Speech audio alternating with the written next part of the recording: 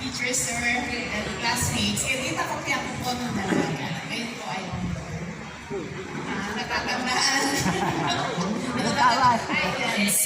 Yung magkatabi, yan, si Ma'am Del Rosario at si Ma'am Villegas pareho termo yan. Takot ako dyan. Ako kay Ma'am Del Rosario, kasi ang ayaw ko dyan, sa klase niya, pinapakanta isa-isa.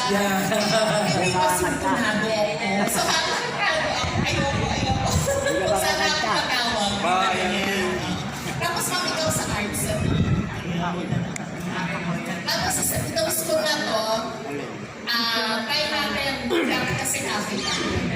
Try natin, umpisa ko siya pa ba? Grade 4 yan ang ano pa ba? Yung mga dati kasi tahimik naman ako. Mahiyain. Tapos, sa umian, naglalaro kami yan sila. Kaya si Cherry Bean, napaka-sporty niya. Talagang inaaya niya maglaro, mag-football. Ang hindi ko makakalimutan, one time nakita kami ni teacher yon. Tapos sana yung lockdown nandito pa kami, kailangan daw umuwi na kami. So takbuhan na, dahil takot na takot, tinanod ko yung gate. Eh kaso tumama yung ulo-ulo sa... Kaya yun ang hindi ko makakalimutan kasi hanggang ngayon may peklat ako dito. Tapos tinago ko sa nanay yung tatay ko dahil mapagalitan ako pag nalaman. Kaya hindi natahi. Nagtano lang siya. Kaya hanggang ngayon may peklat. Pero kung sinabi ko, baka tinahi ko ng peklat. Amen.